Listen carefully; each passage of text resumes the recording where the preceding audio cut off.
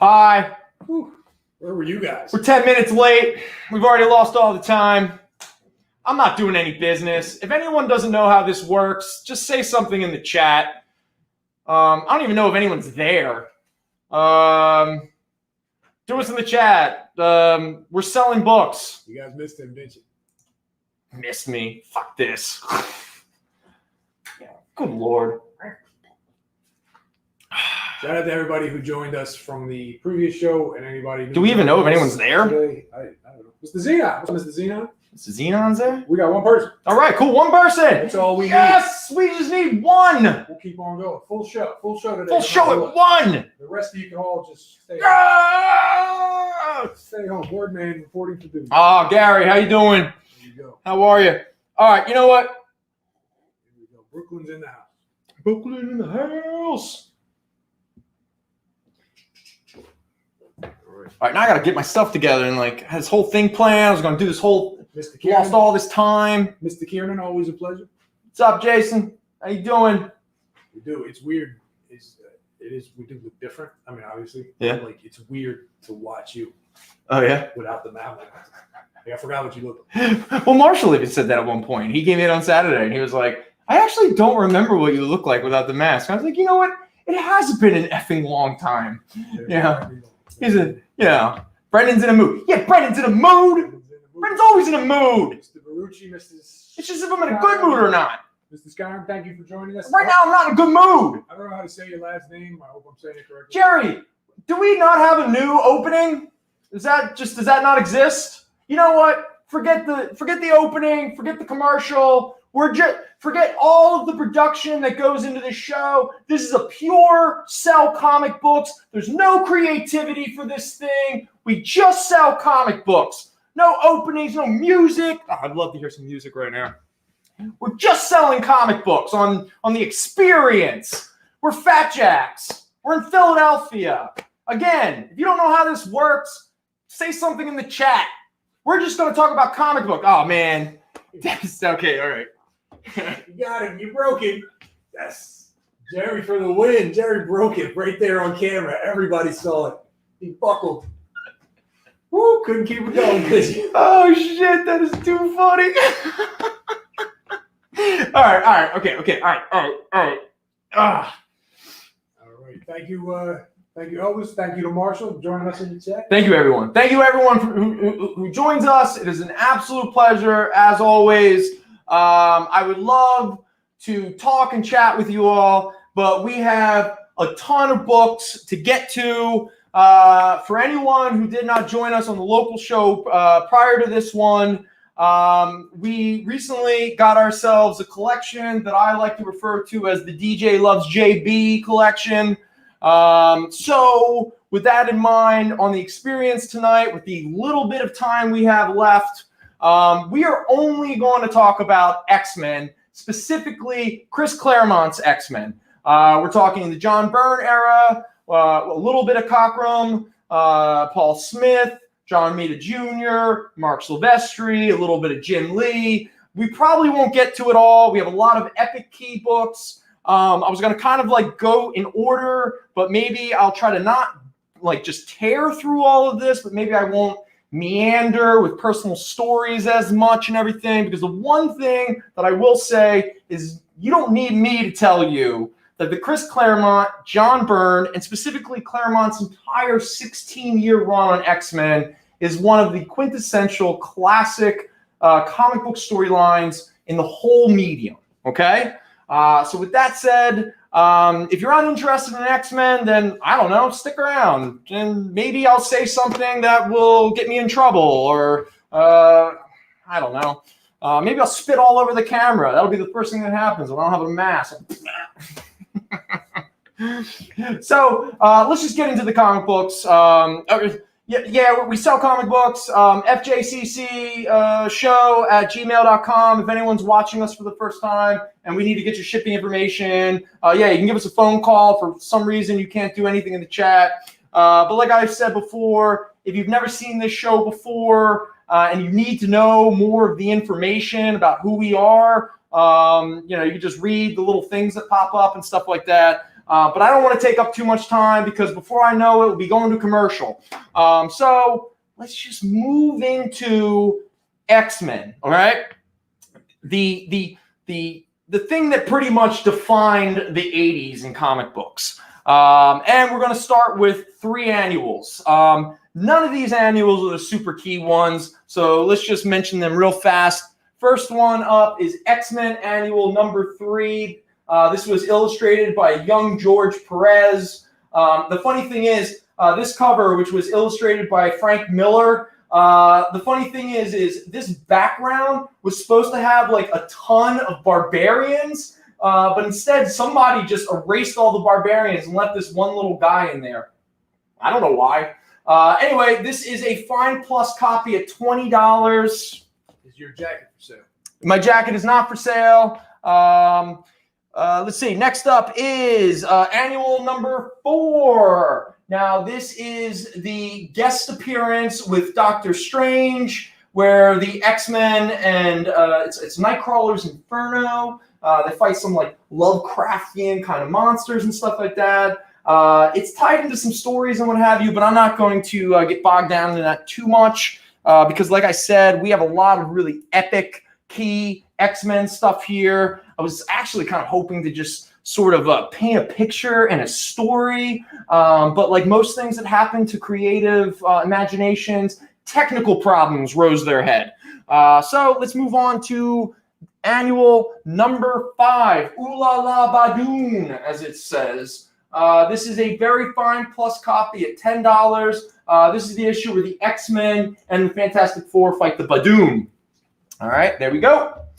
All right, now we're going to actually move into, now this is the only issue we have that predates the Claremont run, and that is a book that keeps going up in value. I mean, I know it's famous, but it's the second appearance of Polaris. It's the second appearance of Mesmero, and most of you probably don't even know who Mesmero is. But this book skyrocketed in value. Now, of course, it has an iconic Jim Steranko cover, but even this issue, which is a very good plus, primarily because there is, where are my notes? There is a small, oh man, where the heck did I write? Anyway, it's very good plus. So trust me, whatever the damage or what have you issue is, this book, oh yeah, there it goes. It's a 3/4 inch tear on the front cover. Where is that? Where's the tear?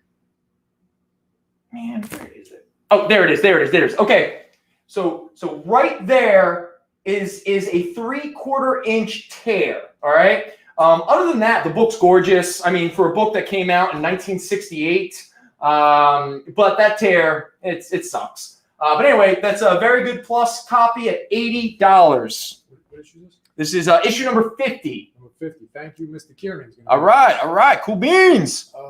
Yes. And the X-Men Annual with Doctor Strange is $8. Yes, it's a fine minus copy at $8. And before you sell another book, yes, Zaynan's in the chat. Zaynan, thank God you're here, man. Zaynan, he needs you. Zaynan, I'm losing it, man.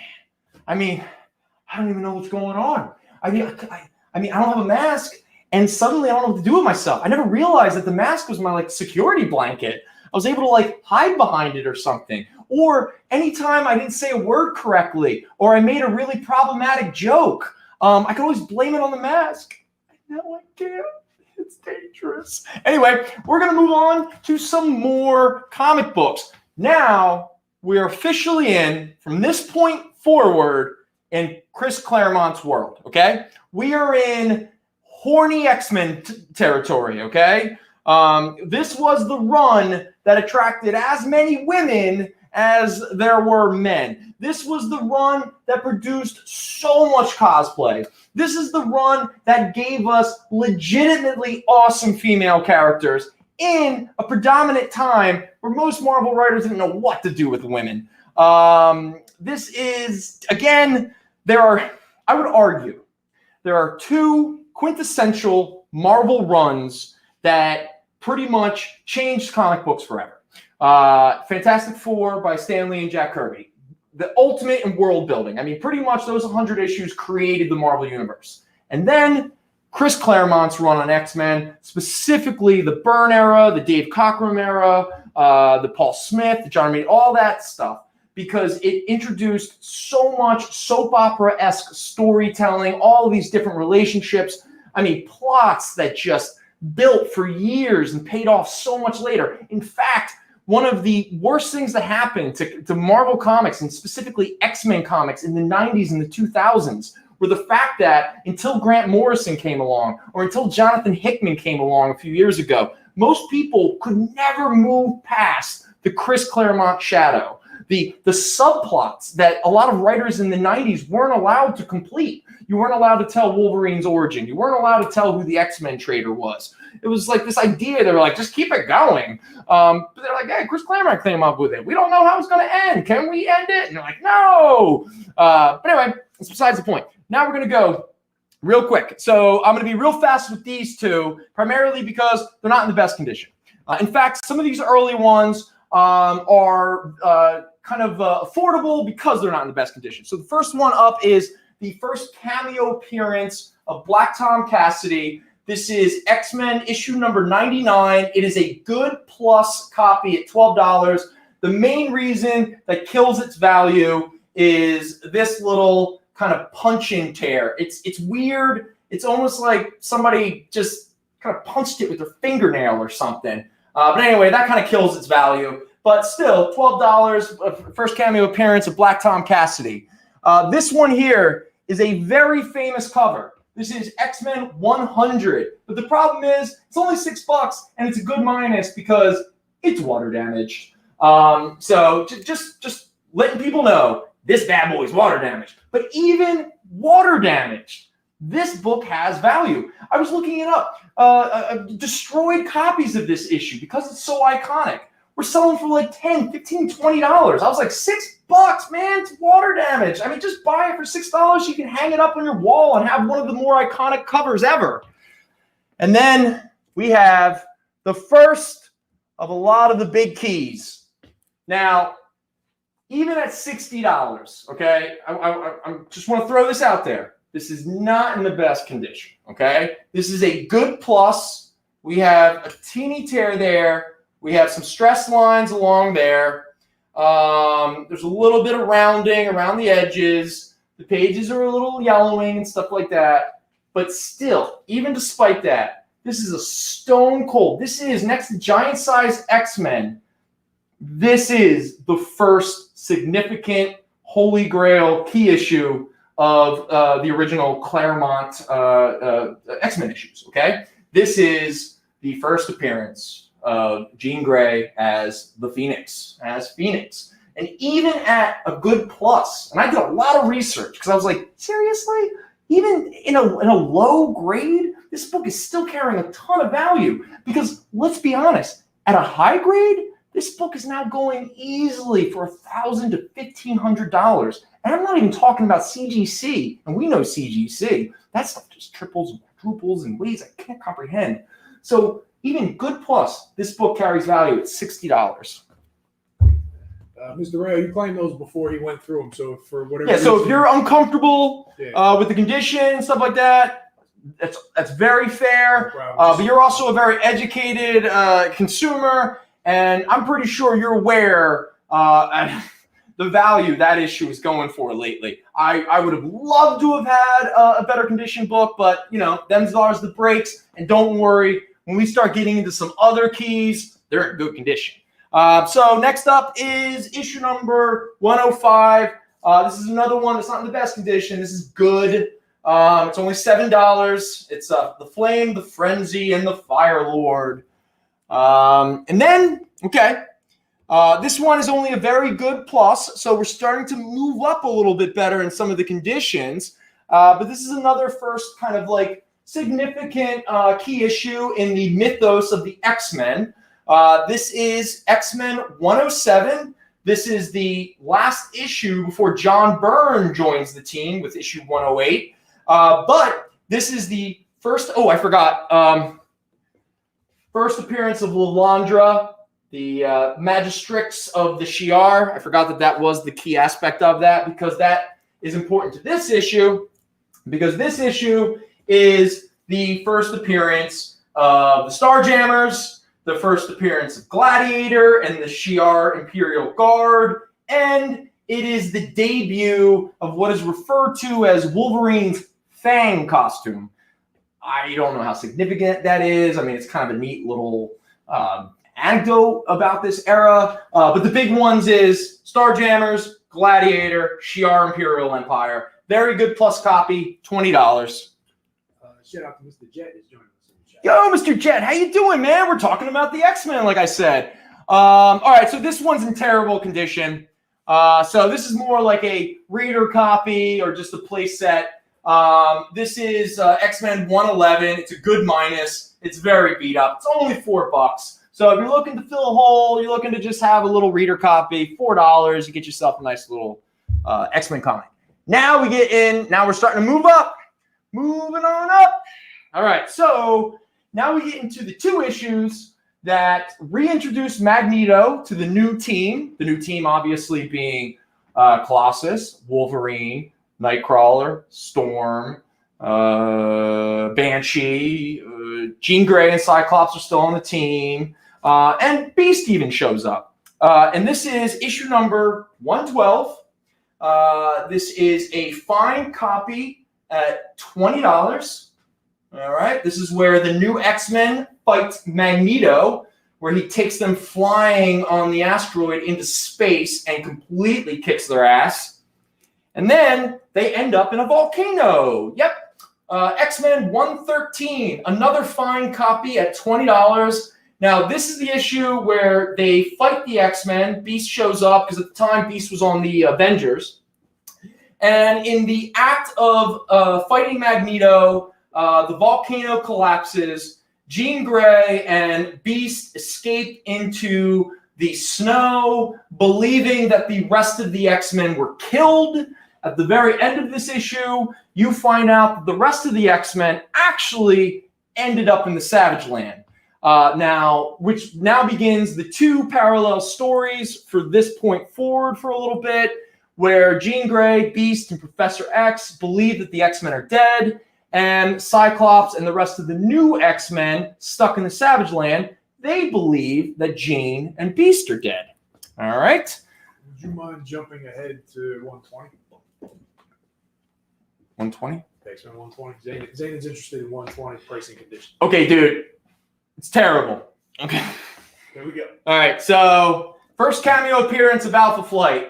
This is one of the last copies that's in terrible condition. It's a good minus. It's fair at best, but it's still $10 because this book is gaining a lot of value.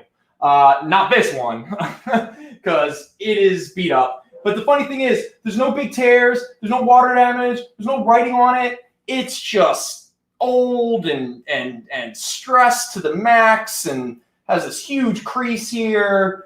So again, this is more of a reader copy or I want a placeholder until I get a better copy. So just for the sake, but don't worry because this book's got value.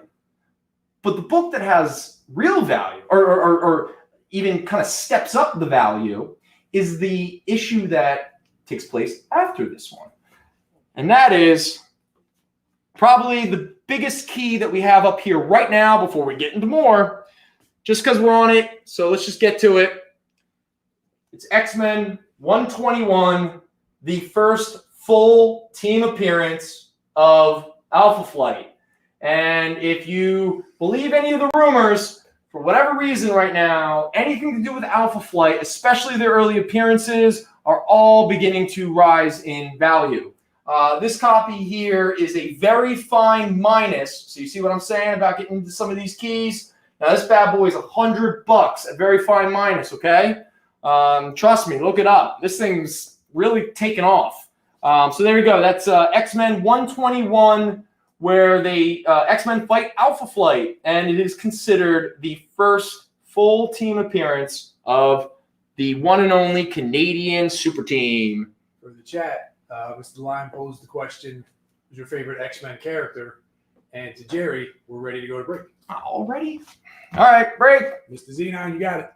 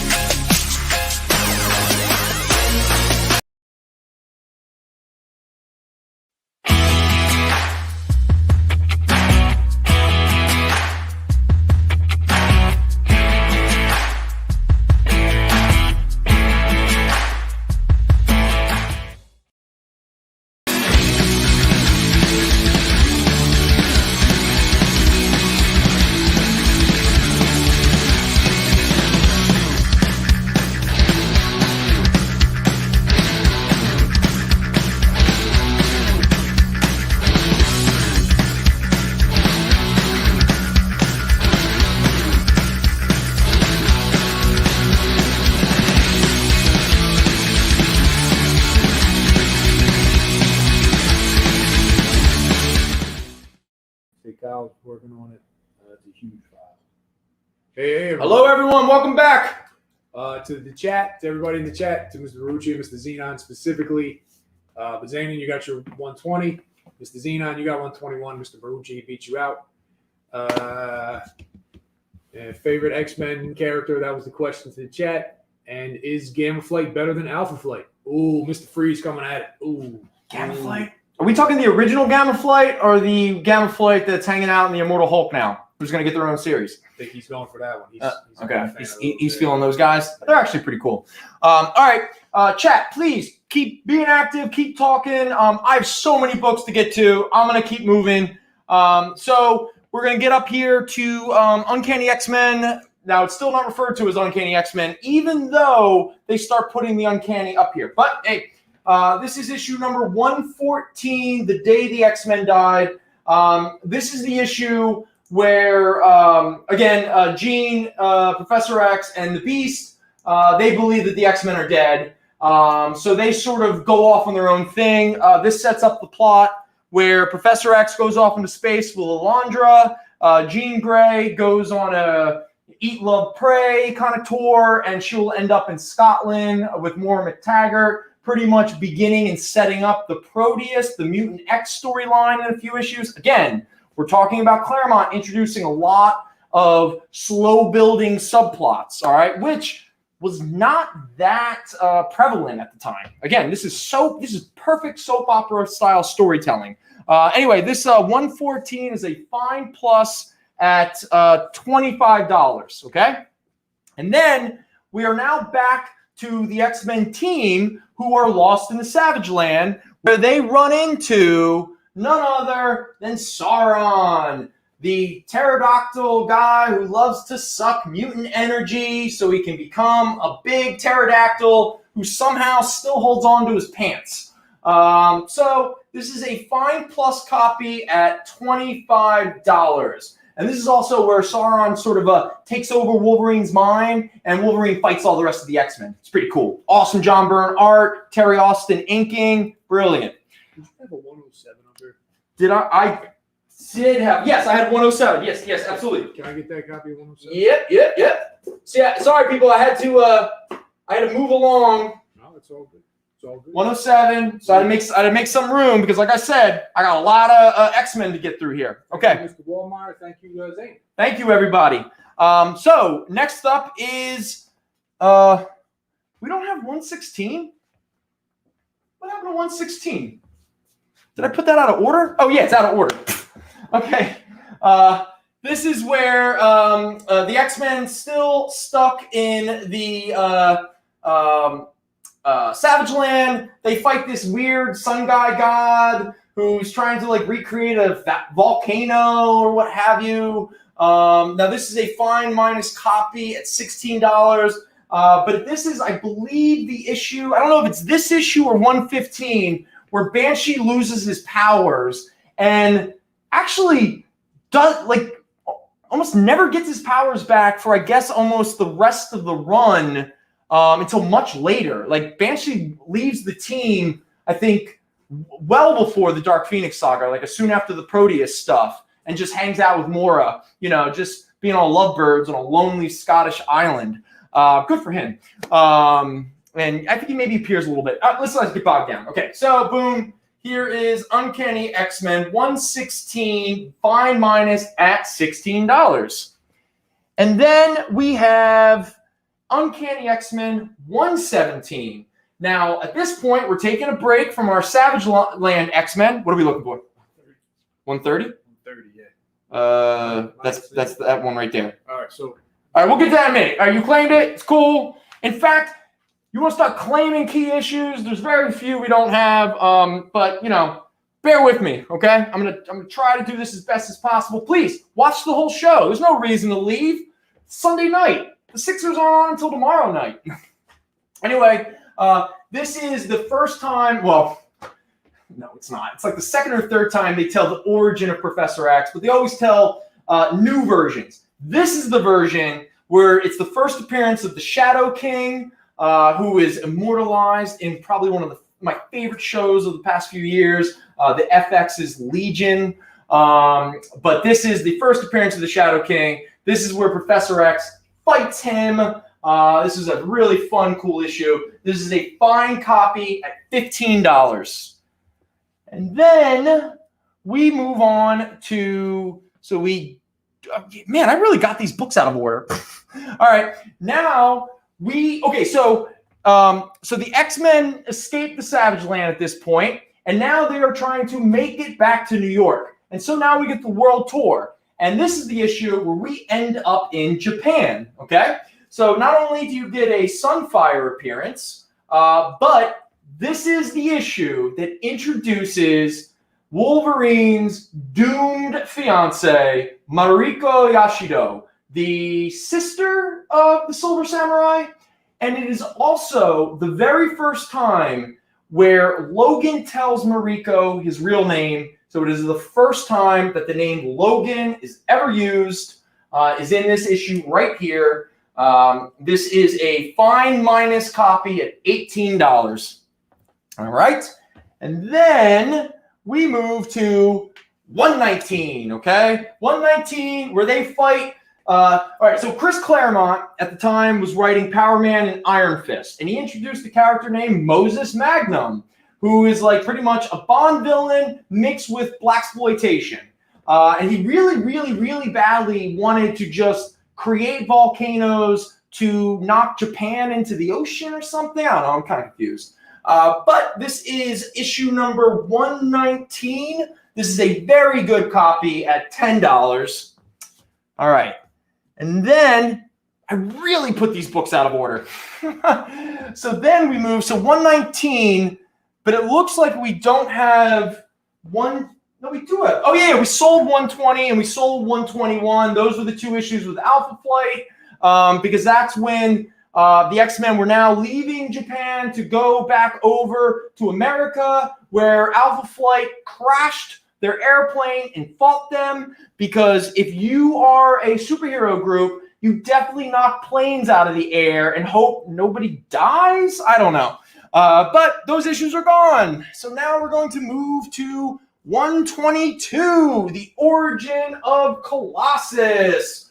So there we go. This is a very fine minus copy. So now we're starting to inch up in the grading. Now this is a $25 issue. This is primarily a big Colossus, Wolverine, and Nightcrawler in the Danger Room, because at this point they're back in Westchester, but Jean Grey is off in Scotland, hanging out with Mora and Havoc and Polaris, and Professor X is just off, just traipsing around with his trollop, his little space bird trollop.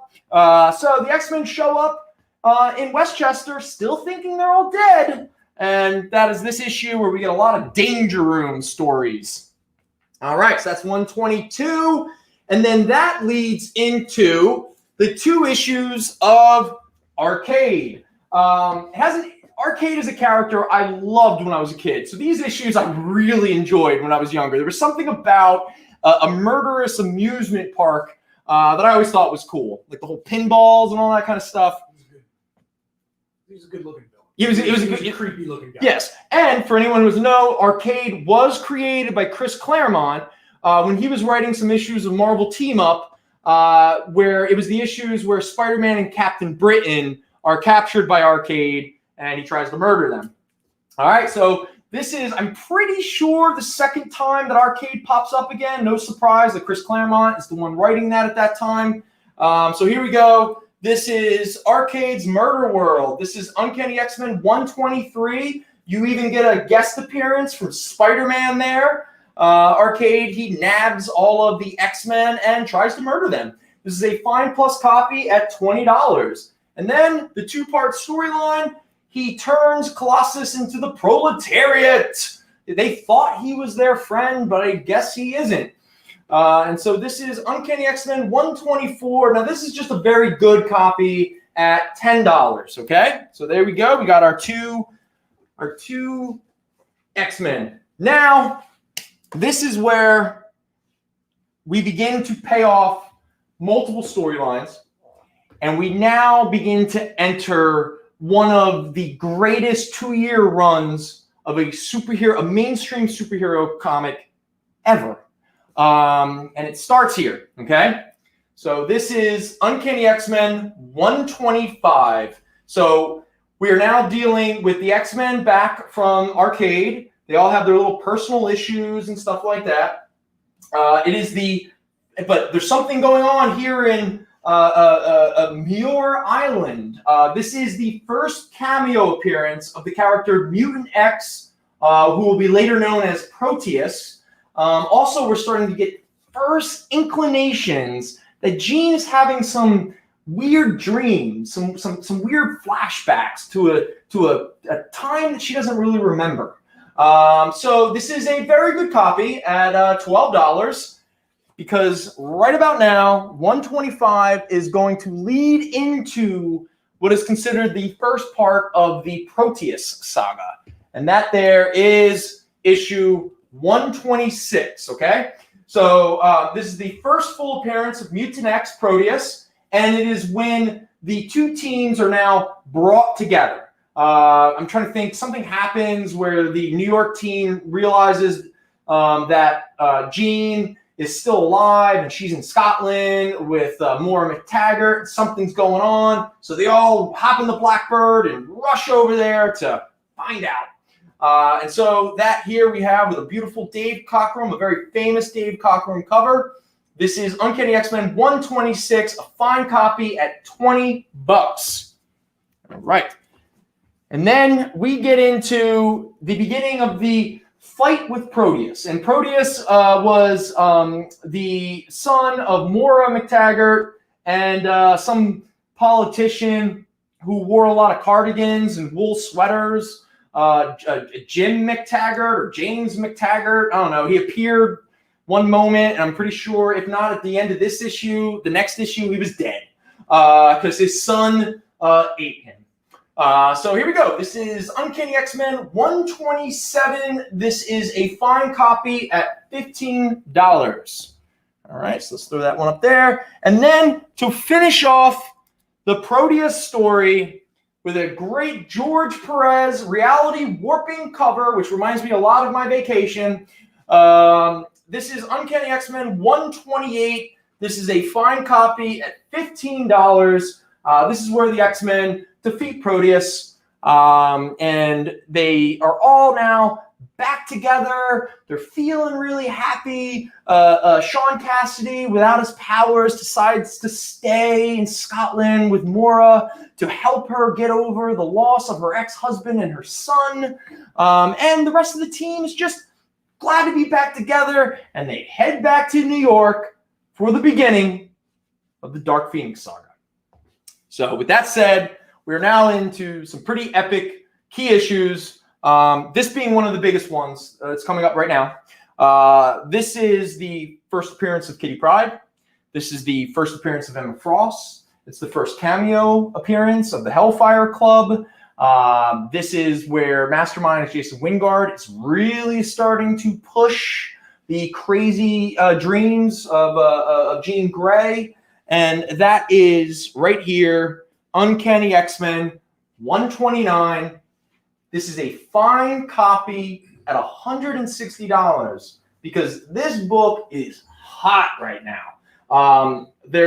So let me clarify something that I didn't really have the opportunity to talk about to give some context to this run and how this series, this era of X-Men comics has always been popular, has always had value, and it's always maintained that value, especially in the collector's market and all that kind of stuff. But recently, those values have been going up because we all know the X-Men are coming to the MCU. All right? And when these X-Men are introduced, guess which characters are really going to play a big role in that? We're talking Wolverine, Nightcrawler, Storm, Colossus, Kitty Pryde, the White Queen. And these are storylines. There's no way in hell MCU, Marvel, and Disney are not going to pilfer from this era. And so speculators and just normal fans are clamoring for these books. And these books are really starting to get hot. And so, like I said, there we have Uncanny X-Men 129, a fine copy at 160, first appearance of Kitty Pryde, first appearance of Emma Frost, which then leads in, and it's part 1 to the Dark Phoenix saga. And then we lead into the next issue, which has a big first appearance. Not only is it the second appearance of Kitty Pryde, the second appearance of Emma Frost, all that good fun, but the first appearance of the one and only Donna Summer. Oh, I'm sorry, Dazzler. I always get that wrong. They look so much alike. So there we go. This is Uncanny X-Men 130. This is a fine plus copy at $100, okay? So not only is it the first appearance of Dazzler, second appearance of Kitty and Emma, but it is also the first full appearance of Sebastian Shaw, who most of us know as the Black King, who's been popping up a lot in the recent X-Men books. So there we go. Chris Claremont creating another female character that he will do another series that weirdly ends with her fighting Galactus. So there we go. Fine plus copy at $100. All right. Was that one claimed? That one was All claimed. right. Thank you, Mr. Foreman. All right, Mr. Foreman Zanin. Good stuff. And then we have a fun cover, the first White Queen cover. This is the second appearance of Dazzler. This is part 3. Part 3 of the Dark Phoenix saga. So at this point, it's still like the Hellfire Club section of that storyline. Jean is slowly going crazy, little by little. I mean, this is the period where the book gets super horny for itself, okay? I mean, it is so overwrought with emotions and everything like that. And as someone who still loves this, some of the way Claremont writes at the time maybe doesn't translate as well 40 years ago, but let us never forget we're still in an era of comics where it's still assumed that every issue might be somebody's first. So we're still at that period where every character says each other's names constantly. They constantly recap in the middle of fights and stuff like that. But again, this stuff is stone cold classics. I spent my vacation sitting in the woods in an altered state of mind just reading this era of X-Men comics. And man, it just brought me so much just good vibes. So again, this is the first cover appearance of Emma Frost, the second appearance of Dazzler, part 3 of the Dark Phoenix saga. Kitty is weirdly really bothered by Nightcrawler's appearance. Anyway, this is a very fine minus copy at $50. And then we move. Now, this disappoints me a little bit. Okay, so this is Uncanny X-Men 132. Now, this is the first full team appearance of the Hellfire Club, where you get, what's this guy's name? Donald Pierce, the cyborg. But the big one, the big idiot, Harry Leland, the big fat dude who just makes other people heavier. And thankfully, as we'll get to in a couple issues, Wolverine guts him and sends him crashing down and stuff like that. It's a character, out of curiosity, Harry Leland, has he ever showed up in any other comics outside of this storyline, or was he just pretty much gone after this point? But the disappointing thing for this is a gorgeous, gorgeous copy, except for one flaw. On the back cover, on the top, it's not, it's just, it looks like a stain. At first I thought it was water, but there was no that rippling or anything like that. I don't even know if maybe it was like that at the time. I don't know what it is. But the rest of this issue is gorgeous. But that one little blemish had me knock it down to a fine minus, which is why this issue is only $15. But still, this is the issue where the Hellfire Club F's up the X-Men. I mean, just wrecks their world. But you get, as a kid, the last page of this issue, and specifically the last panel, if anyone who's been overwhelmed with Wolverine in the media, with just Wolverine just guest starring in everything, just a little bit overexposure, and people go, why was Wolverine so cool? Like, why did people lose their mind for him? Well, first of all, he was not overexposed. He was just a supporting character in this series. But it's this issue. Harry Leland with his make everybody heavy, because he's a fat guy, so he's got to make everyone else heavy. He sends Wolverine crashing into the sewers, thinking he's dead.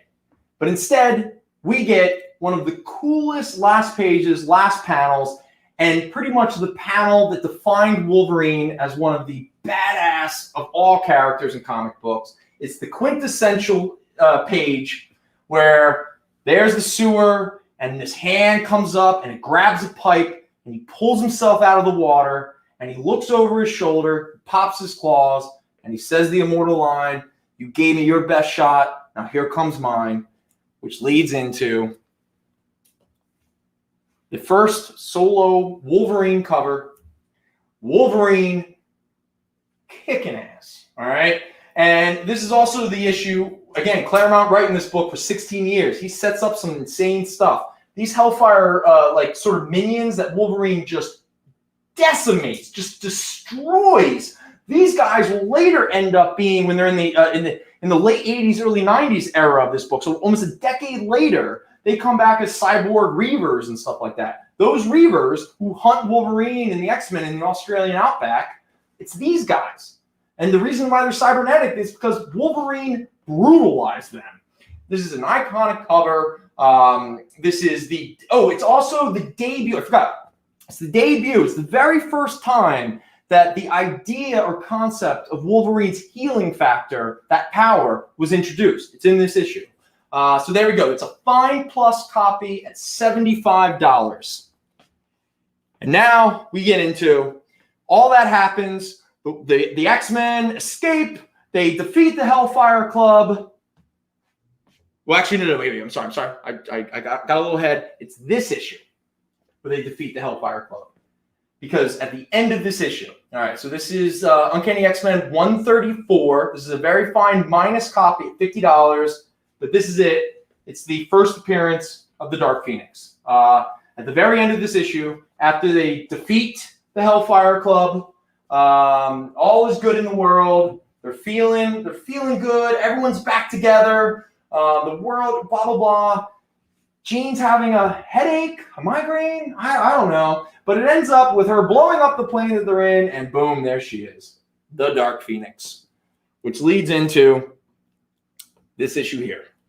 Uncanny X-Men 135. All right. This is the second appearance of the Dark Phoenix. It's also the first appearance of a character by the name of Senator Robert Kelly, who will become much important later, much later. But there's still significance to point it out. But anyway, iconic cover. This is a Fine Plus copy at $75. This is where the Dark Phoenix just beats the ass of the X-Men, just completely and utterly destroys them. And then she runs off and she uses too much of her power, killing some Shi'ar spaceships. So she eats a sun, and in the act of eating that sun and making it go supernova, she destroys a populated planet and murders billions of sentient life forms, which will, let's call it, become problematic and lead to a very unusual character moment that was very novel at the time. But just so we're clear, the reason why this is only a Fine Plus copy, this is a gorgeous copy, actually. But for some people who might not know this, in the printing process, sometimes in these books, when they're coming off the press, there are times where the very teeny small kind of bottom corner, sometimes at the top, it almost always seems to happen on the bottom corner. It's like it snags or something. And so when it pulls out of the press, it kind of takes a little bit of the corner off. So the last 3 pages of this issue, they're missing that little bottom corner. When I'm saying it's small, I mean it's really small. But I wanted to be open. I got a lot of shit one time because I wasn't specific enough about what actually was damaged in a book, and someone seemed to have an issue with it. So I want to be as detailed as possible and why some of these things are graded the way they are. Because outside of that teeny little thing on those last 3 pages, and just so we're clear, the last 3 pages are advertisements and a letter page. It's not even any of the actual art pages. But that's why I made it a Fine Plus, and that's why it's only a $75 book, and because it's a book that it's got a lot of value. So there we go. So it's all starting. The Dark Phoenix saga is just popping off, which leads to the great penultimate issue, which is issue 136. This is a very fine plus copy, $40. There's an iconic cover. This is the issue where Professor X finally reappears and helps the X-Men defeat the Dark Phoenix, and Jean Grey comes back, and everyone's happy for a brief moment, because very quickly they are transported away, and they disappear. And they're going to end up in what will become known as the double-sized giant X-Men, specifically the death of Jean Grey. Now, you know what that is, and we will talk about it in a moment, because are we getting near a break? Because I kind of want to talk about this issue a little bit. We got a break in like 2 minutes. Jerry, you want us to do these first, or you wait till we come back? Yeah, like we'll take a little time with these, so we can do a break early if that's cool. Yeah. You want to do a break now, and we'll just so I can come back and we'll get into this. Because I do want to talk about these issues, and we do have 2 copies of them too. So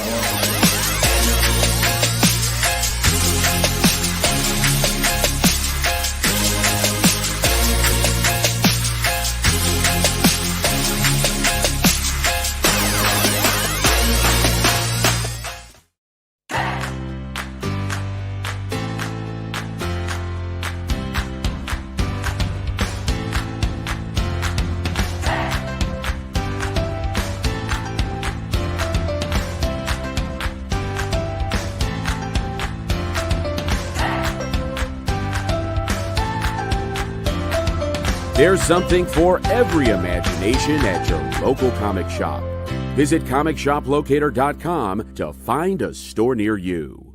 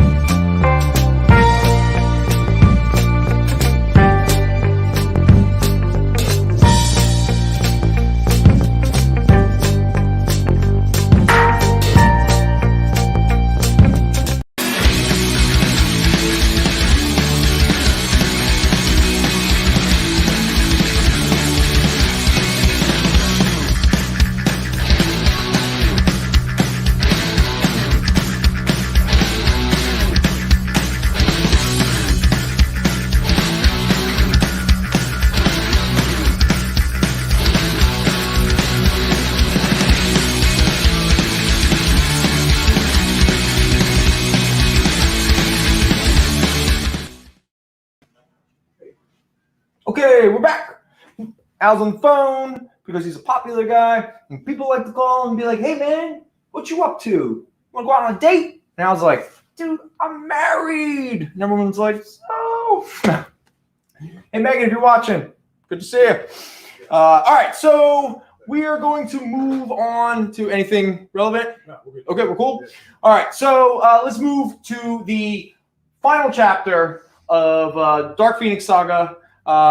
One of my favorite single issues as a child. A very controversial issue. Obviously, I don't have all the details right in terms of who wanted to do what, who was mad at something or another. Claremont, Byrne, Jim Shooter. They all had different opinions of how this should end. I mean, it was probably Jim Shooter. If anybody knows any stories about Jim Shooter. So we are specifically talking, obviously, about the special giant size issue of Uncanny X-Men 137, Phoenix Must Die. So most of you have probably already read the Dark Phoenix Saga. So you know that, the X-Men get transported to Lilandra's little big grand ship. And they're like, we got to put Jean Grey on trial for killing all those people because they were part of our little empire. Yeah, they were empire people. I mean, we're supposed to feel that bad about the Shi'ar, just conquering worlds and stuff like that. Anyway, also, weird thing is it's the first appearance of two characters, a Skrull character and a Kree character that supposedly played a role in the Kree-Skrull War. But I thought that the Kree-Skrull War as a storyline had taken place prior to this issue, but maybe I'm wrong, because at this point we're in 1980, and I'm pretty sure the Kree-Skrull War was pre-80. Obviously, Snyder, when you're watching in the future, text me or write me an email telling me all the things that I need to know way after the fact where it doesn't matter anymore. But anyway, this is the issue where Professor X says some gobbledygook word, which is some kind of trial by combat thing, and so you get the really cool moment where the X-Men are transported to the blue area of the moon, where they have to fight the Imperial Guard, the Shi'ar Imperial Guard, and you get a lot of cool superhero fighting and all that kind of stuff. And then you get to the big moment. A moment that was actually never supposed to happen. Now, again, I don't know if this was Claremont's original intention, and Shooter was like, no, man, you can't let her off the hook. Because... And in fact, this was later on, and we do have the issue. I just don't, it's somewhere here, but it's called The Untold Story of the Phoenix. And it's where they pretty much reprint this entire issue. And at the very end, you get the original ending. And the original ending was Jean Grey lives. And Jean Grey is sort of, they help to kind of remove the Phoenix entity or something from her. And so forth. They redeem her, and all is good, and Jean Grey goes on. But somebody, I think it's Jim Shooter, Zanin, let me know, man. You're my font of knowledge when it comes to this stuff. Somebody was like, yo, man, she killed 1 billion some odd people. Like, a lot of people. You cannot let her get away with it. You can't let her not be punished. Because let's not forget, this is Reagan's America. I mean, you kill people, you got to be killed yourself. And so, Jean Grey, knowing that it's not going well, she makes the choice to commit suicide, which, of course, was in and of itself a controversial choice. It was Jim Shooter's idea. So saith Zanin. Thank you, Zanin. That's why I love having you in the chat, man, because you always have the right answer while I just stand here and speculate like a fool. So there we go. So Shooter was like, she's got to get punished. And I guess Claremont and Byrne, their compromise was to have Jean Grey commit suicide. Now, as a storytelling standpoint, it was awesome. Okay, as a kid, I loved it. I thought it was such a great idea. I understand why some people are against the idea of their hero choosing to take their own life. Obviously, suicide is an issue. And again, as I've said before, whenever I've stupidly made a bad suicide joke, if you're having any thoughts, please seek help. As someone who has had definitely suicidal ideation at depressive periods in my life, I understand how attractive it could be. So I don't want to glorify it, but at the same time, in soap opera, melodrama, borderline novella kind of storytelling, the character kind of taking their own life so as to allow her loved ones to move on. Was at the time I thought awesome. But again, I love The Last Jedi, and I love the fact that Luke Skywalker sort of commits suicide. Obviously, a lot of other people don't agree with me. But now, because she committed suicide, later when people realized that that was an issue, that's where, and we don't have any of that, but that's where when they bring Jean Grey back, that's when they retcon it, and it ends up that was never Jean Grey. It was actually the Phoenix entity the entire time. And in fact, the Phoenix entity, which was living on the bottom of the ocean, put Jean Grey in some kind of a cocoon. Because, Cocoon was a movie at the time, so I guess that was a cool idea. And so when Jean Grey comes flying out of the ocean in 101, and when she saves the universe, and then when she kills a planet, and then when she commits suicide, it actually wasn't Jean Grey. It was a cosmic entity. So everyone's happy. So there we go. The quintessential, one of the greatest single issue comic books of all time. The ending of the Dark Phoenix saga. Now, yes. No, I was going to say thank you. I know we're going to put his business out there, but thank you to JD for the collection that we received. Yes. It's exceptional. And to anybody interested, we are purchasing collections currently. Just give us a call during normal business hours during the week. But we are open to purchase. Cool. All right. Because, hey, look what happens. When we get some collections, suddenly I have things to talk about. There you go. And it's about me. It's about me. I'm just kidding. All right. So now we move on to Uncanny X-Men 138. This is the issue where Scott leaves the team because obviously he can't get over the loss of his love. Even though, technically speaking, he thought she was dead many issues prior and went on with the team. But I guess the second death, when she actually committed suicide while in his arms, maybe that was a little too much. So he decided it's time to leave the team and go on a sabbatical. But more than anything, this is the issue where Claremont takes the opportunity to catch everybody up. And he pretty much spends the entire issue through Cyclops's inner monologue, where he recaps pretty much the entire X-Men run up to this issue. Like literally. So if you want a greatest hits and certain scenes from the X-Men history drawn by John Byrne, who didn't originally draw that, here's your issue. I mean, this is the clip show. He got paid by the word, didn't he? Oh, yeah, probably Claremont definitely did. He was like the Dickens. He was definitely the Charles Dickens of comic books at one point. Anyway, this is a Fine Plus copy at $20. Did anything else important happen? No, just Cyclops quits. History's retold. Mr. Zena calls that the exposition issue. The exposition issue. There you go.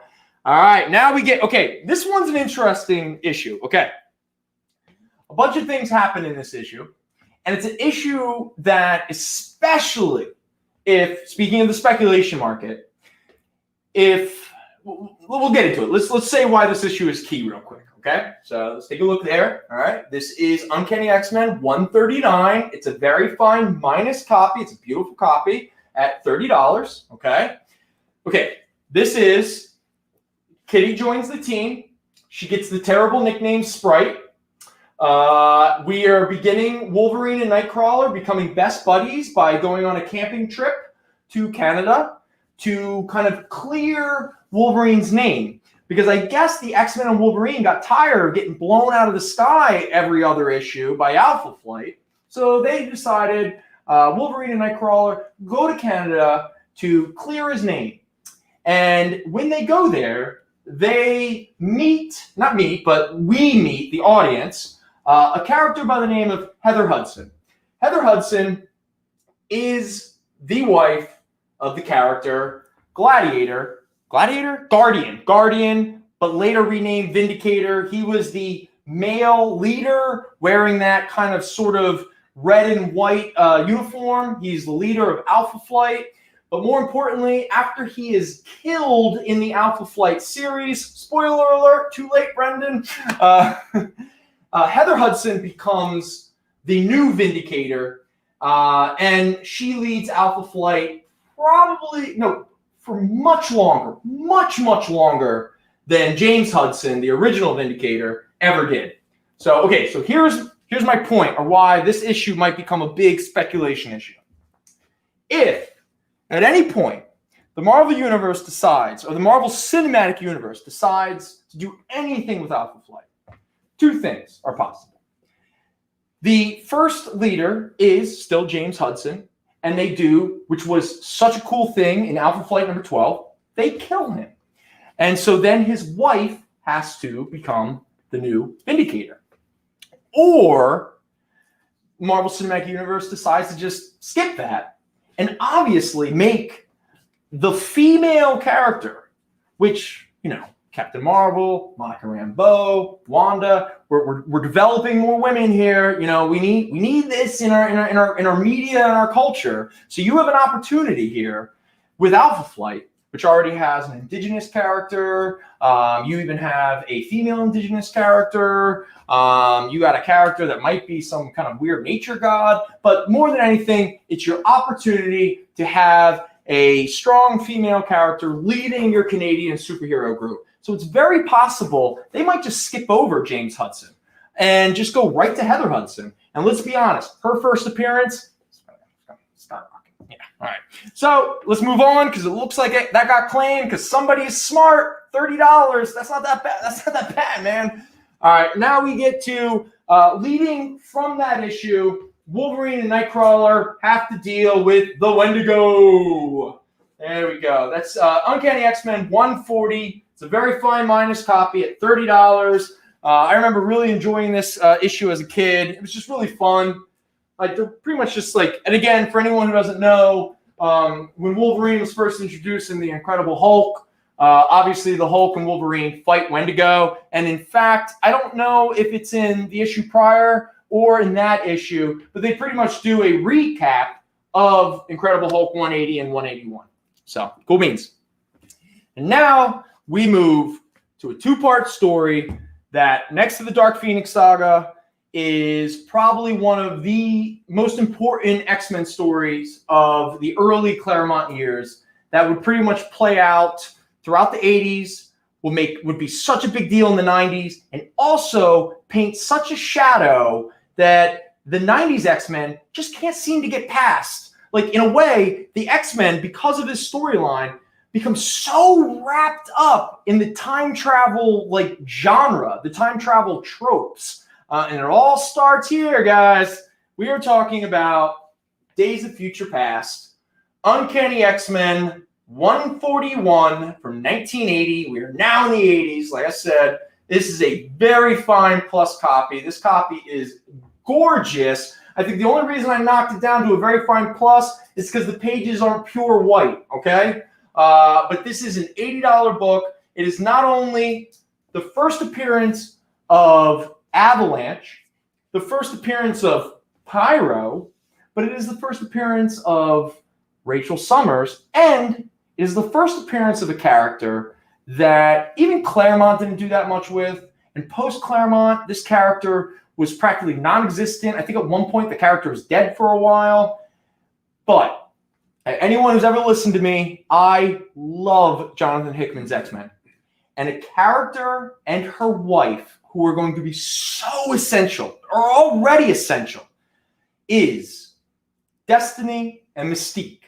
And this is the first appearance of Destiny. And again, if you've heard anything about Jonathan Hickman's Inferno storyline, you better believe that Professor X and Magneto made promises to Mystique to bring her wife back. They lied to her. They lied. And you know who you don't lie to? Especially when they want to bring their love back? Mystique. Because that bitch is going to burn it all to the ground. And I say bitch is a power word, okay? That is not derogatory at her at all. She will destroy them. So here you go. The first appearance of her beautiful wife. The one timeline in House of X and Powers of X that Mora destroyed. Because Destiny is trouble. Because again, they don't bring me back, tear it all to the ground. It's good. But anyway, this is it, man. Famous cover, all that stuff, just gorgeous. Can I get this? Oh, yeah. Good Lord, yeah. Kieran, Mr. Line, we do have it in stock. It's $19.99. And the final part is there we go.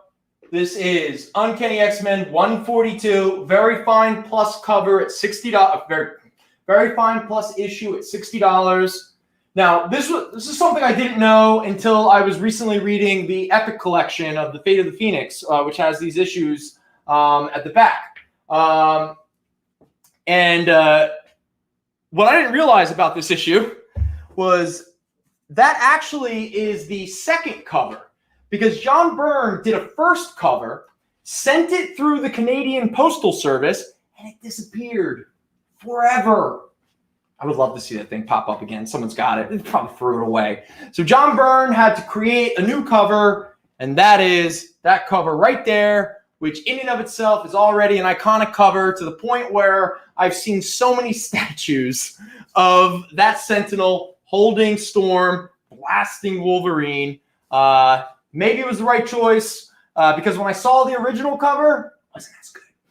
Anyway, now we're going to move along pretty quickly here because I don't know how much time we have, because now we're in an era this is the final John Byrne issue. This was a favorite single issue of mine. This is where they pretty much do Kitty Pryde alone. It's Alien.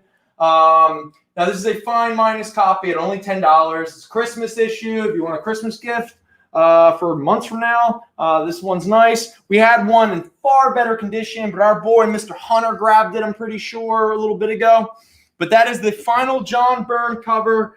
And, bye, John. And now we're going to move on to, and I'm going to try to burn through. So Dave Cockrum at this point comes back to the series. This was a issue that I really enjoyed during the X-Men Classics. This is when Cyclops and the Man-Thing team up to take on the character Despair. He's hanging out in New Orleans on a boat. This is a very fine copy at $10. And then we move to a very iconic cover. So that was a Cyclops solo story, kind of picking up where he's been since he left the team. And now we're back to the team who get caught up with Dr. Doom. And here we go. This is a very famous Dave Cockrum cover where Dr. Doom defeats the X-Men and grabs Storm as his concubine, not to her consent, but Dr. Doom's a nasty villain, so, he's a bastard. This is a very fine minus copy at $12. And then we step back into some more arcade. And so here we have 146. This is a very fine plus copy at $12. The team is now mixed with multiple different characters. And then we even get into the Uncanny X-Men 147. We did it before. Dare we do it again? What did they do before? I have no clue. But now Storm is raging. It's Rogue Storm, not to be confused with the character Rogue, who hasn't been introduced yet. This is a very fine copy at $10. To Mr. Jet in the chat, I apologize. Mr. Wordman grabbed 143 ahead of you. And to Mr. Barucci, just email us in the link. He's got a lot of books to go through tonight. So whatever you're looking for, and I can go through the X-Men and take a look tomorrow, and I'll email you back. Yeah, trust me, we got plenty. Please give us a list. Throw it at us. You see him, he's a ball of energy. He's super excited. Well, I mean, I was happy to have this stuff. No, and we're not even closely going to get to everything we got, okay? So here we go. This is Uncanny X-Men 148. Dazzler returns. Spider-Woman guest stars. It is also the first appearance of Caliban, and it's when Angel quits the team. But I bet most of you didn't even know Angel was still on the team, so who cares? Because let's be honest, most people didn't even like Angel until his wings got ripped off and he became Archangel, because that's what people want, more sad boys. Anyway, now we get into that weird guy coming back from the earlier where he was a sun god and he wanted a volcano, what have you. This is Uncanny X-Men 149. This is a very fine plus copy at $12. And now we get to Uncanny X-Men 150. Magneto's back. Kitty Pryde gets effed up a bit, and she's in a terrible costume, her Sprite costume still. This is a special double-sized issue, very fine plus at $15. And then because she got hurt so bad, Kitty decides it's time to leave the team. And so here we go. This is Uncanny X-Men 151. This is a fine plus copy at $7. All right. And then I don't really know what happens in this issue, but it's X-Men 152. It's a fine plus. Storm's fighting some chick with a gun. It's $7.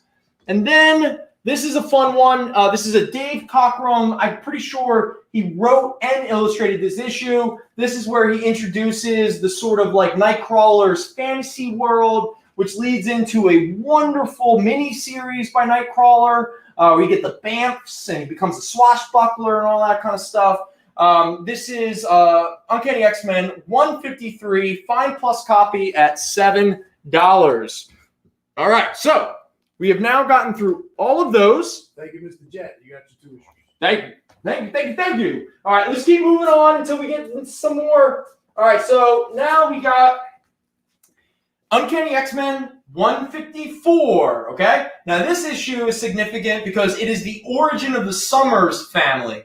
So this is the issue where you find out that their plane was going down, and the parents had the brilliant idea of, hey, Scott, we have one parachute. Take your brother. And then they kicked him out the plane. And then people wonder why Scott has some control issues and some abandonment issues and why he's my favorite X-Men character. That's right. He's still my favorite X-Men character. X-Men 154, very fine, $8. And then we get Uncanny X-Men 155. Now, this one's fun. This is a very fine copy at $10. This is the first appearance of the Brood and the first appearance of the Brood Queen. This is the issue that I wish I had during Mother's Day. And then we get issue 156. This is the origin of Corsair. What happened to the patriarch of the Summer family after he kicked his 2 sons out of a plane.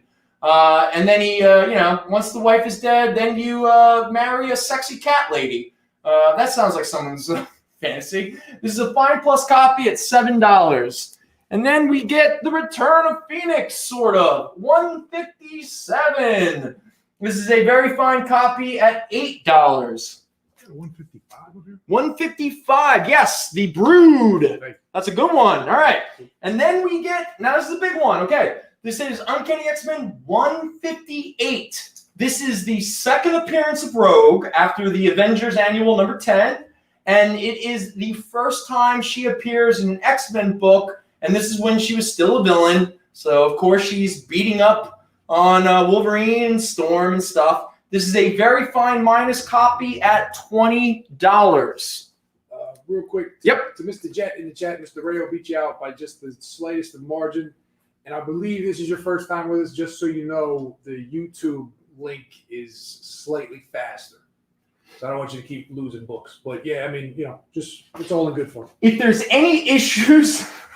I hate this. No, I don't know. I never know how to handle this. Because I was going to be like, if there's any issues you really want, and we might have, just start claiming them now before they even come up. But that seems to make it, we break all of this. We're not going to do that. No. Okay, so let's keep moving. We got 159. It's when we're starting to get into the Storm as a vampire, which was pretty cool. And I love this cover because my boy Bill Sienkiewicz. It's a very fine plus copy at $10. And then we have issue 160. All right, this is a very fine plus copy at $15. The significance of this issue is it is the first appearance of Ilana Rasputin, the sister of Colossus. It also introduces the Limbo demon named Sim. He's the purple guy who will become sort of the right-hand man of the Goblin Queen during the Inferno story, which happens many years later. Right. And then we get to Mr. Kieran, is that true? Have we been posted on Reddit? what? Somebody posted about us on Reddit? What, like mean things? No, about X-Men. Something about X-Men. Are we are they I don't have a good joke. Man. Whatever they posted. Nobody cares. I don't have good timing here. Yeah, posting. Who's posting? Who posts? What's a post? Come on down. All I know is when Embiid posts up, the world crashes. Boost. Anyway, this is another fun key issue. This is issue 161. It is a very fine plus copy at $30. It is the origin of Magneto. Let me know in the chat. Did they just hint at his origin? And this is the first issue where they really get into it and they really get into the relationship of Magneto and Professor X, like kind of growing up and stuff. I don't know if they were getting into the concentration camp stuff yet, which is pretty dark. All right, now this is a fun one. This is a very fine minus copy at $13. This is Uncanny X-Men 162. This is the issue where Wolverine gets impregnated by a brood, and he ends up being able to fight it off because of his healing factor. So there we go. And then we have Uncanny X-Men 163, where Kitty Pryde once again finds herself being hunted down by a xenomorph, a brood. This is a very fine copy at $8. Also, this is the issue that begins the origin of Binary. Speaking of Binary, very fine near mint copy of issue number 164, $20. First appearance of Carol Danvers as Binary. It's a time spent together issue with Magneto and Professor X. Okay. So it doesn't get too deep. Okay. All right. But that's still pretty cool. I mean, it was I don't know if they really did a big like Magneto's origin kind of stuff yet. I think that was just in the movies. And I'm pretty sure this is right, but this is also the period where Claremont is beginning to lay the groundwork for Magneto to become sort of a hero again. Because we're getting to that period. It's coming. Because again, we're not that far away from the New Mutants and all that kind of stuff. But let's stick with what we have so far, which is 165, and this is the beginning of an artist that I think doesn't get the appreciation that he really deserves. I understand that he's not the most prolific of artists. I hope he did a lot of work outside of the comic book industry. He probably had the briefest period of X-Men, and yet I still consider it a very important era visually of the X-Men universe, and that is Paul Smith. This is his first issue. This is a very fine near mint copy at $15. All right, and then we get a double-sized issue 166. This is a very fine near mint copy at $20, and it is the death of the Brood Queen. So if you got the first appearance of the Brood Queen and you want the book note, here you go, the death of the Brood Queen issue. Plus, again, look at Paul Smith's art. If you could see that there was a representational kind of quality where it's like a cleaner version of John Byrne. I can't fully put my finger on what makes it so good. I know why. Oh, but no, not know why. I was confused because I was reading a note and I was like, why did I put very fine minus for this book, which is obviously very fine near mint at $20? It's because I have a second copy. So there it is again. But this one is a very fine minus copy at $14. And then we get into a really cool cover. This is issue number 167, where they think Professor X died again. One of the many, many, many times everyone thought Professor X died. But the big thing about this issue is this is where it begins. This issue came out on the same day as New Mutants number 1. And this is the issue that considers the first meeting between the New Mutants and the X-Men. And the story in this issue leads into New Mutants number 3 and number 4, which is pretty much when Magneto becomes the headmaster for the New Mutants. Okay. And then we get 168. All right. This is a very fine near mint copy at $15. Now, this one is the first appearance of Madeline Pryor as an adult. She sort of had a cameo appearance as a young girl. I don't know when and where. Zayman, if you're out there. But anyway, this is considered the first appearance of Madeline Pryor as an adult, who will become a very important character very shortly. But also, it is the first appearance of one of my favorite secondary X-Men character, the Purple Dragon, Lockheed. Now, he's not named yet. This is his first appearance, but he is not known as Lockheed quite yet. That will come very shortly. All right. So now we are up to issue 169, the first appearance of Callisto, the first appearance of the Morlocks, and the beginning of Angel going to lose his wings.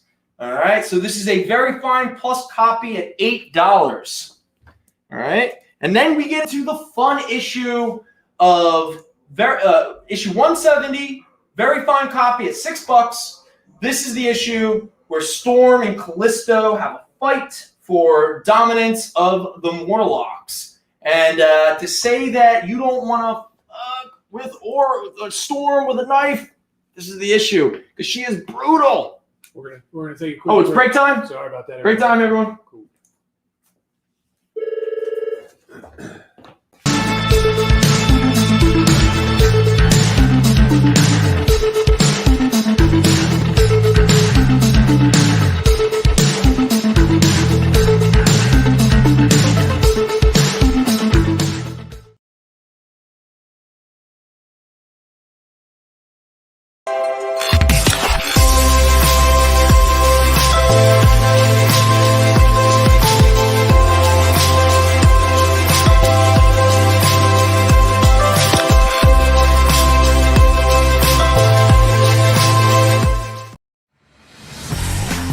Big news is on the way. 2 brand new sales shows and 2 classic shows are returning to the experience this week. Sign up for our mailing list to learn more.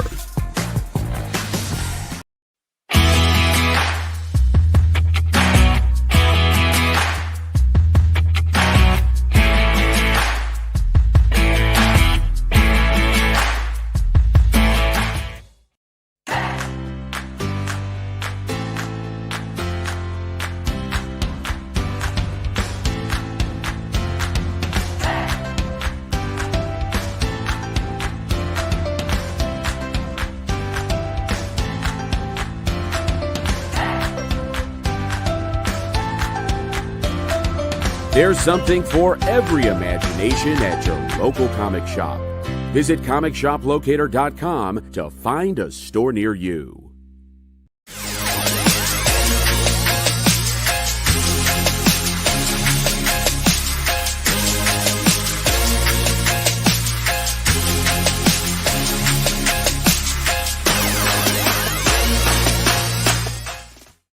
Today's comics market is ripe with new titles by creators who are determined to get their books into your hands. My name is Henri Compen.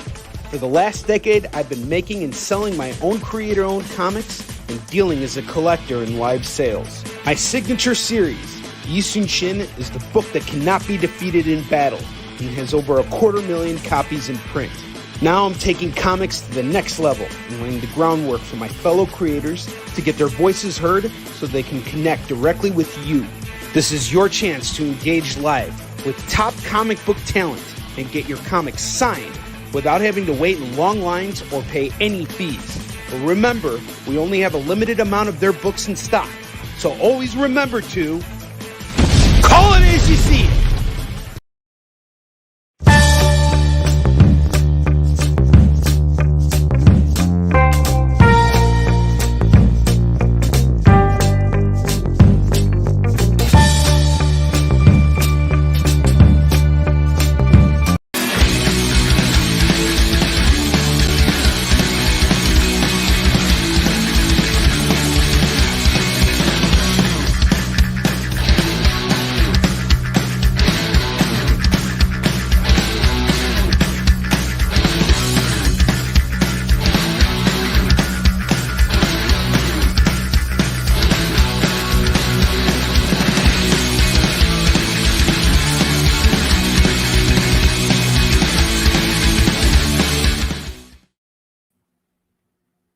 Welcome back.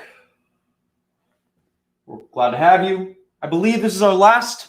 This is it. We're done. This is it? Okay. We have a heart out. We got 20 minutes worth of books to buy. So 20 minutes. So as much as I have a lot of, not filler, I got tons and tons of these X-Men books, but we're going to skip to some of the big key stuff just to allow people to know that we have them. Of course, again, like I said, you can email us at fjccshow@gmail.com if you want to know or you want to ask for or request specific issues from this run. There's a ton of X-Men books. He's not gonna have time to go over everything. So just But shoot us an email. And also if you're coming in, just ask about them when you get here. Yeah. Because I mean the books are available for sale. Exactly. We'll let you know. If anything else, even if these books don't sell tonight, a lot of this show is to promote what we have here at Fat Jack's. And again, we do shipping. So even if you're not in the area and you're watching the show maybe after the fact, or you want to kind of like maybe think about it overnight, as long as we have it available, we can give it to you. Okay.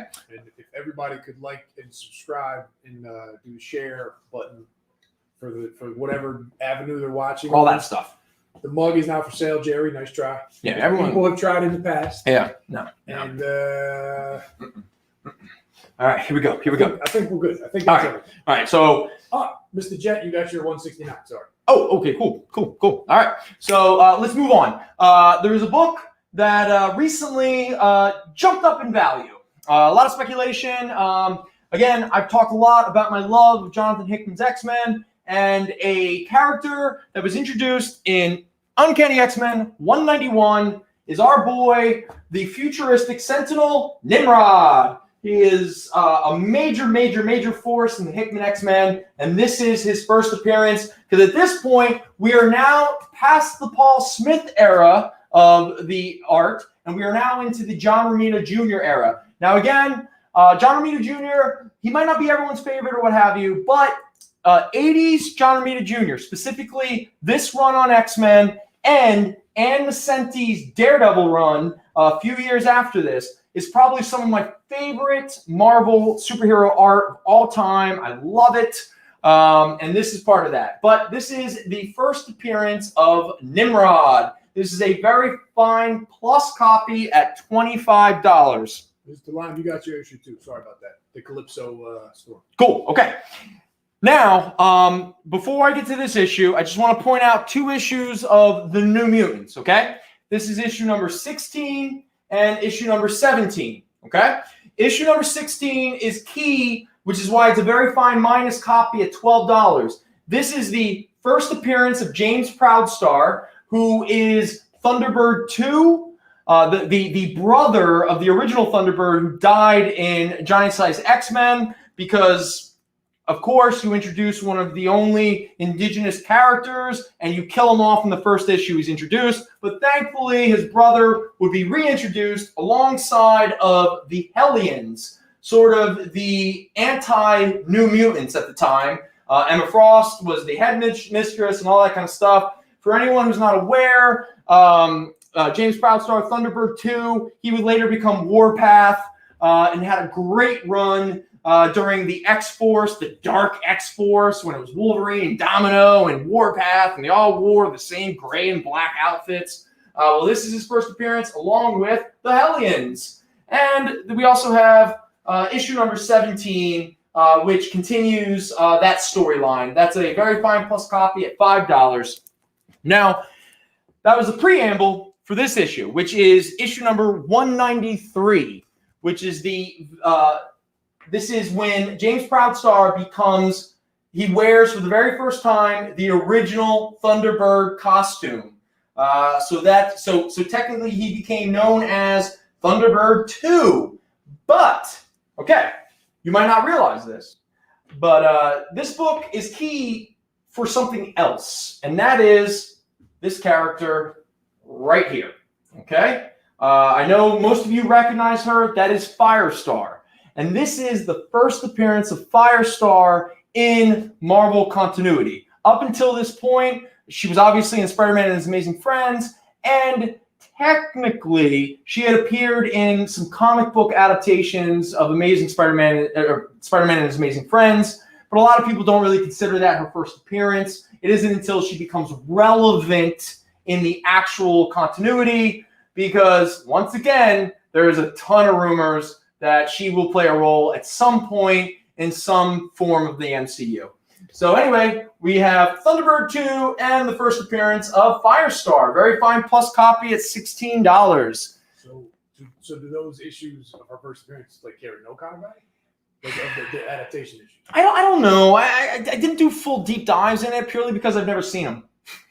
Like, There you go. I've never seen them. I don't even know if I read them as a kid. Like, I don't know if I've ever actually truly seen Spider-Man and His Amazing Friend comic books. If anyone's in the chat and you've seen something, I'd be curious, how long did they last? Do they have any value? I mean, we could obviously pull up the price guide, but we're lazy. And we have plenty of things to do here. So let's move on to an amazing artist, Barry Windsor Smith, who would later, in terms of Wolverine, really define himself in the Weapon X storyline that occurred in Marvel Comics Presents. But this is one of the very first times that he illustrated cover and interior of a Wolverine solo story. Again, this was one of those books when I was a kid that I loved. His artwork is so spectacular. This is Uncanny X-Men 205. This is a very fine near mint copy at $20. Mr. Jet, thank you. Mr. Rail, I got you. Don't worry about it. All right. Cool. All right, now we're going to move on to, all right, so a lot of these issues have value. It's a big storyline. It's called The Mutant Massacre. It's when the Marauders head into the sewers and just completely and utterly brutalize and murder the Morlocks. Because again, nothing like cultural genocide to really give some drama to superhero comics. Because, you know, as some people say, I'm looking for escapism. And I was like, escapism from what? The world? Are you saying that it's ugly sometimes and dangerous and upsetting? Come on. Anyway, this is Uncanny X-Men 210. This is the beginning of the Mutant Massacre storyline, and it is also the first cameo appearance of the Marauders, and then the first appearance and part 2 of the Mutant Massacre, along with the 25th anniversary covers that were very prevalent at this time for Marvel, is Uncanny X-Men 211. This is a very fine near mint copy at $20. This is the first full team appearance of the Marauders.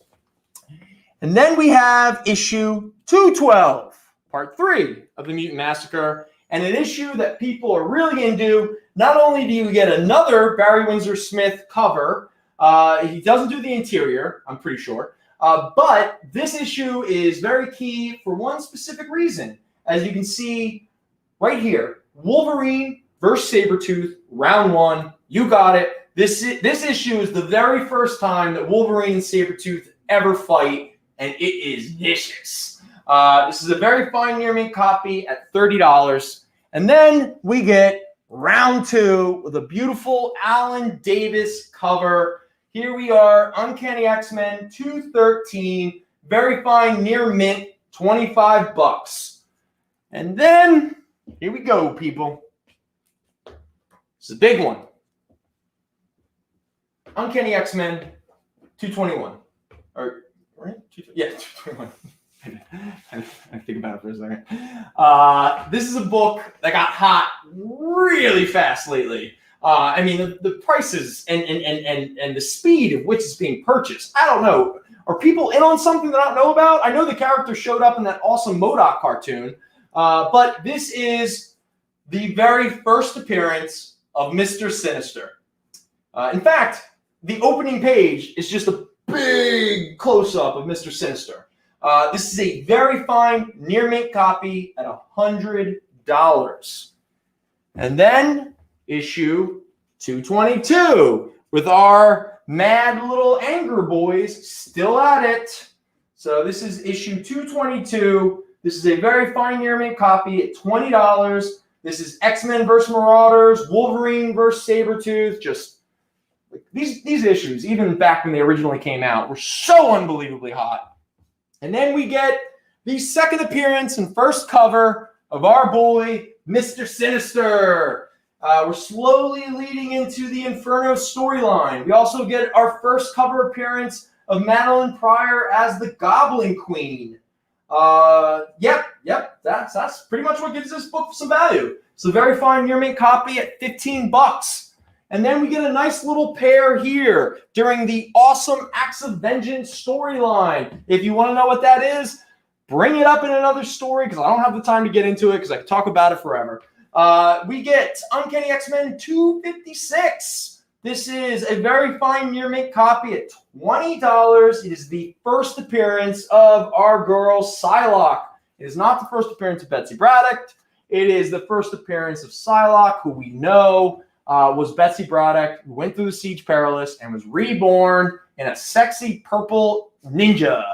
And then we also get issue 257, where she becomes Lady Mandarin, and it is the debut of her very famous weapon, the Psychic Knife, which you can see she's already messed up Wolverine with.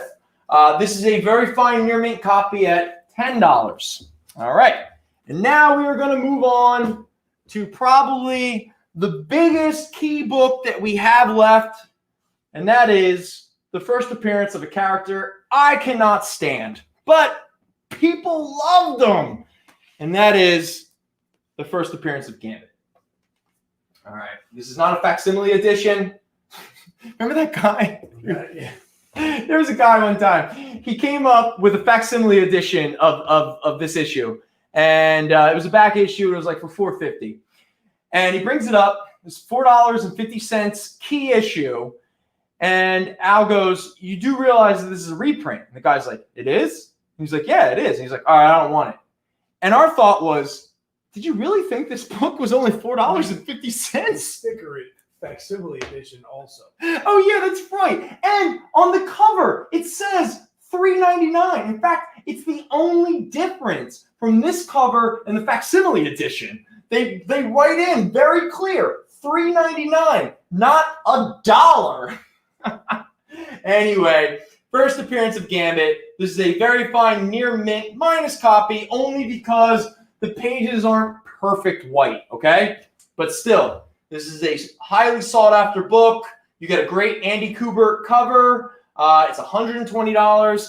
And for anyone who wants to argue about it, yes, 3 weeks prior to the publication of this issue was Uncanny X-Men Annual 14, where Gambit shows up in a few pages. Now, in terms of Claremont's continuity, that annual absolutely takes place in between 266 and 267.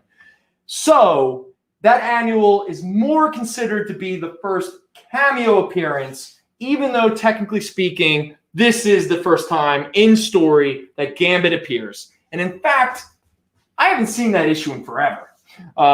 So when that popped up in the DJ Loves JB collection, I got really excited.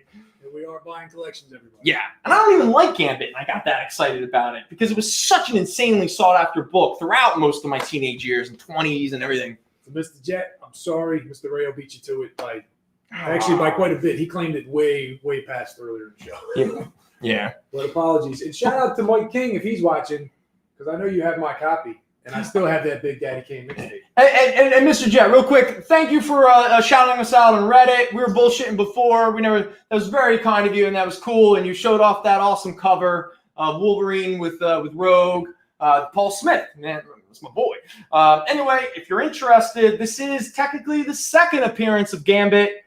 This is Uncanny X-Men 267. It's a $20 book.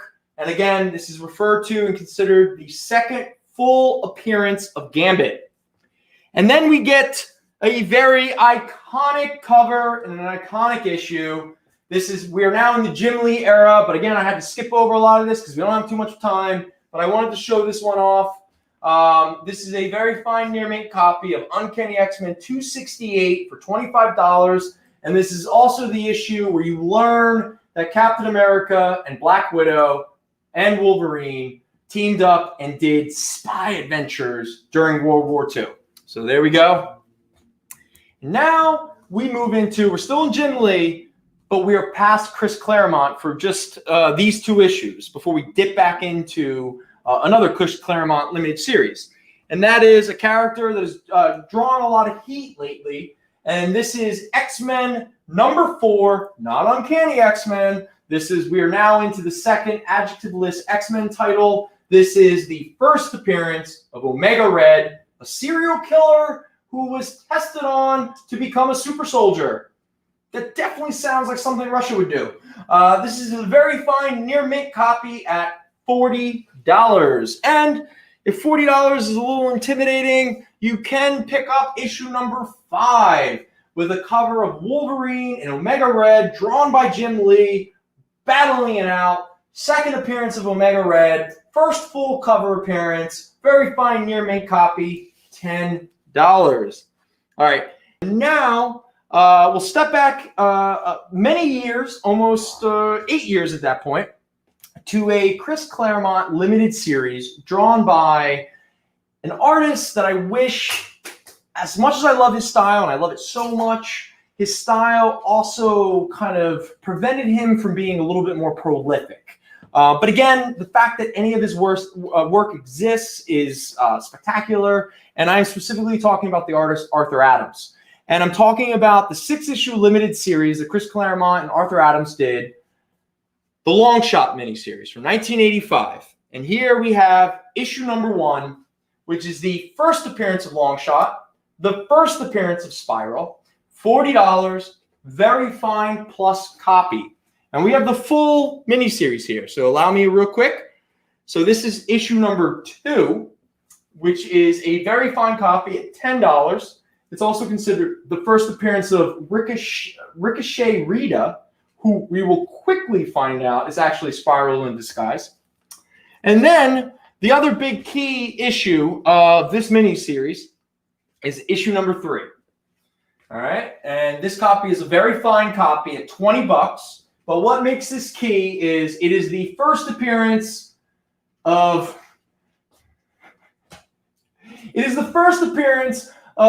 Harvey Weinstein as a supervillain called Mojo. And so there we go, the disgusting, terrible Mojo. This is his first appearance, Long Shot number 3, very fine copy, $20. And to finish off the last 3 issues is issue number 4, where Long Shot fights Spider-Man and She-Hulk. Issue number 3 is a very fine copy at $10. And then we have issue number 5, where Long Shot fights a strange creature that I don't understand. But this is a very fine minus copy at $8. And then the final issue, and technically speaking, the first cover appearance of Mojo. Oh yeah, because that's not Mojo. Anyway, this is the final double-sized issue of Long Shot, the limited series, issue number 6. This is a very fine copy at $14. All right, here we go. And a little more of a modern issue that has nothing to do with the Claremont era. And in fact, I have this issue more because of the Gambit that we were talking about. And this is the final issue of X-Men Gold. This is the wedding issue, but no, Colossus and Kitty Pryde do not get married in this issue. This is the issue where Rogue and Gambit finally become a married couple. This is, again, X-Men Gold, number 30, the very final issue of this series. Very fine near mint copy at $6. And with that said, I'm pretty sure we're close to the end. Are we not? I got 3 minutes. We got 3 minutes to the end? All right, so it's 3 minutes. So I'm going to call it. Not call it. I mean, don't run away. We're just, thank you, everybody, for putting up with this. Thank you for allowing me to get through a lot of this. But again, I just want you to know this is not everything. There is so much that we never got to, which is probably good for future episodes. So I have things to talk about and to try to sell. But again, for anyone who is interested, we do have a lot more Uncanny X-Men from the Claremont era that we didn't get the opportunity to get to. We got the Fall of Mutant issues. We have the Inferno issues. We have a lot of the late 100s, early 200s of John Romita Jr. kind of era that we didn't get an opportunity to get to. I'm trying to think. We got a lot of the early and later Jim Lee stuff that we didn't get to. The one big key of that run that we do not have, so I'm just throwing that out there, no first appearance of Bishop, no first appearance of Jubilee. And I think that's it for like the super big keys of that kind of like mid to late 200s. But I mean, we have like that 275. We even get into a little bit of the early 300s where John Romita Jr. comes back. Nothing too big about that, but still, in case anyone wants to fill some holes, or you're just looking to, try out some X-Men comics and stuff like that from different eras, we have plenty here. So, you can email us if you're outside of the Philadelphia area, or just come back into the shop and, we'll help you out as best we can.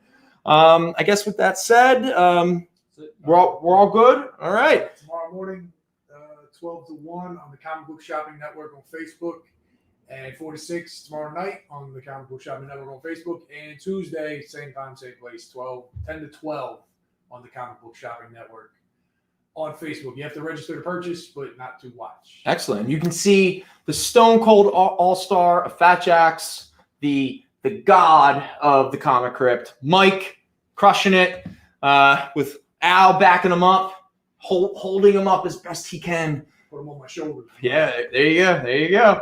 Around like Chuck. Well, everyone, thank you so much for being with us tonight. This has been an absolute blast. I'm glad I'm back. I look forward to hopefully seeing everybody here next week. I have absolutely no idea what we're going to talk about, what we're going to try to sell, but that's sort of become sort of our brand. I believe in chaos magic, people. We are buying collections. If anybody has books they want to sell, give us a call during business hours. It makes it easier for him. Yeah, and talk to Eric and Mike. If you're interested and you want to inquire about selling some collections, specifically ask for Eric and Mike. They are our buyers. They are the Alpha and Omega Fat Jacks. Al and I are just the ugly stepchilds. Mr. Rayo and Mr. Jet, you both got your last claims. No worries. Perfect. All right. With that said, everyone, take care. Enjoy your week. Please try to share more love than hate. Talk to you all next week. Peace.